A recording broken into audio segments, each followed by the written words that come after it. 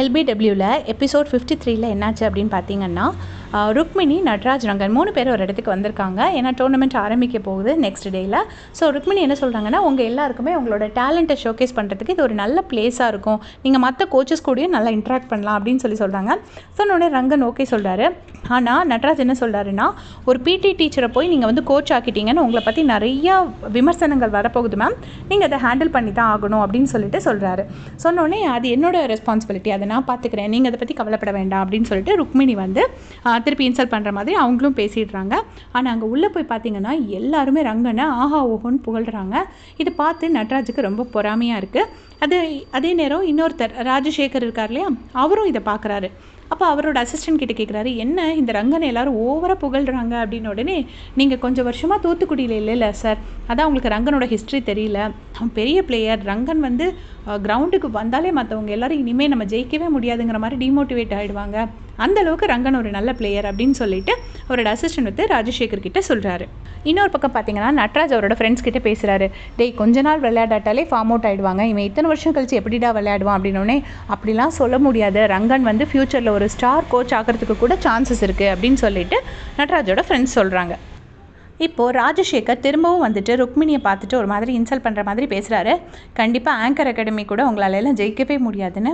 அப்போ ரங்கன் வந்துட்டு கொஞ்சம் டிஸ்டன்ஸில் நின்று பேசுங்க அப்படின்னு சொல்லிட்டு ருக்மிணிக்கு சப்போர்ட் பண்ணி பேசுகிறாங்க. நீங்கள் என்ன நினச்சிட்ருக்கீங்க, எப்போவுமே நீங்கள் தான் ஜெயிப்பீங்கன்னா, எப்போவுமே அப்படி நினைக்காதீங்க, எங்ககிட்ட தோக்கிறதுக்கும் ரெடியாக இருங்க அப்படின்னு சொல்லிட்டு ரங்கனும் ராஜசேகர் கிட்ட சவால் விடுறாங்க. ராஜசேகரும் ரொம்ப திமிராக பேசிட்டு போயிடுறாரு. அப்புறமா பார்த்தீங்கன்னா ருக்மிணி மேம் வந்து அவங்களோட ரூமில் ரொம்ப டயர்டாகி உட்காந்துட்ருக்காங்க. அப்போ ரங்கன் வந்து டேப்லெட் கொடுக்குறாரு. கொடுத்த உடனே, என்ன ஆனாலும் என்னோடய டேப்லெட்டை மட்டும் நீ மறக்க மாட்டேங்கிறிய ரங்கன் அப்படின்னு சொன்னோடனே, இல்லை மேம் நீங்கள் வந்து சாப்பிடுங்க, உடம்பை பார்த்துக்க வேண்டாமா, உடம்பு நல்லா இருந்ததுன்னா நம்மளால் நல்லா விளையாட முடியும் அப்படின்னு சொல்கிறாரு. சொன்னோடனே பத்மா, மாத்தேன் எல்லாம் நினச்சா ரொம்ப கவலையாக இருக்குது அப்படின்னு சொல்லிட்டு ருக்மிணி மேம் சொல்கிறாங்க. அதை பற்றி ஒன்றும் ஒரி பண்ணாதீங்கன்னு சொல்லிட்டு ரங்கனும் வந்து அது பண்ணிவிட்டு ஆறுதல் சொல்லிவிட்டு அந்த இடத்த விட்டு போயிடுறாரு. இங்கே ஒரு பக்கம் நட்ராஜ் வந்து பாய்ஸ் டீமுக்கு ட்ரைனிங் கொடுக்குறாரு, இன்னொரு பக்கம் ரங்கன் வந்து கேர்ள்ஸ் டீமுக்கு ட்ரைனிங் கொடுக்குறாரு. நல்ல கான்ஃபிடென்ஸோடு விளையாடுங்க, உள்ளே போகிறப்பவே தோற்று போயிடுவோம்னு நினச்சிட்டு போனால் நம்ம வந்து ஜெயிக்கிற கெப்பாசிட்டி இருந்தால் கூட தோற்று தான் போவோம், ஜெயிப்போன்னு நினச்சிட்டு போங்க அப்படின்னு சொல்லிட்டு ரங்கன் வந்து கேர்ள்ஸ் கிட்ட சொல்கிறாரு. அப்புறமா ஹாஸ்டலில் காட்டுறாங்க. அங்கே வந்து ரிஷிக்கு வந்து ஹாஸ்டலில் பாத்ரூம்லாம் கிடைக்கிறதுல பெரிய ப்ராப்ளம் இருக்குது, இங்கே யாரும் சிஸ்டம் ஃபாலோ பண்ண மாட்டிங்களாடான்னு சொல்லி கேட்டுட்ருக்காரு. ரிஷியை பார்த்து எல்லோரும் சிரிச்சிட்ருக்காங்க.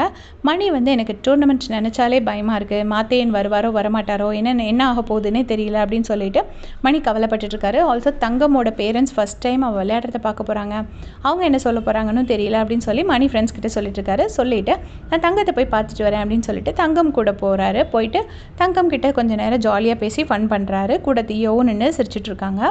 அதுக்கப்புறமா தியோ நேராக போயிட்டு பத்மா கிட்ட பேசுகிறாங்க. நீ டூர்னமெண்ட் வரலையாடி அப்படின்னு கேட்டோடனே, நான் கண்டிப்பாக வரமாட்டேன் அப்படின்ன உடனே, எடி ஒரு சீனியர் பிளேயரோட இது எல்லாருக்கும் கிடைக்காம போயிடும், ப்ளீஸ் நீ வா அப்படின்னு சொன்னோடனே பத்மா சொல்லுவாங்க, நான் இப்போவும் சொல்கிறேன், ஓப்பனிங் கொடுங்க நான் வரேன், ஓப்பனிங் கொடுக்கலைன்னா கண்டிப்பாக வரமாட்டேன் அப்படின்னு சொல்லிட்டு பத்மா சொல்லிடுறாங்க. சரின்னு சொல்லிட்டு தியோவும் ஒன்றும் பண்ண முடியாது அப்படின்னு சொல்லிட்டு அந்த இடத்த விட்டு போயிடுறாங்க.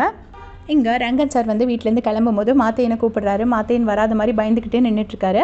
அப்போது மாத்தேனை மோட்டிவேட் பண்ணுறதுக்கு ரங்கன் தன்னோட ரொம்ப லக்கியான பேட் எடுத்து கையில் கொடுத்து, மாத்தேன் நீ கண்டிப்பாக வரணும், நீ வந்து விளையாடணும், கிரிக்கெட்டை நீ கை விட்டுறவே கூடாது, நான் உனக்கு எல்லாமா நின்று உனக்கு சப்போர்ட் பண்ணுவேன்னு சொல்லி மாத்தேனை மோட்டிவேட் பண்ணி கூட்டிகிட்டு வராரு.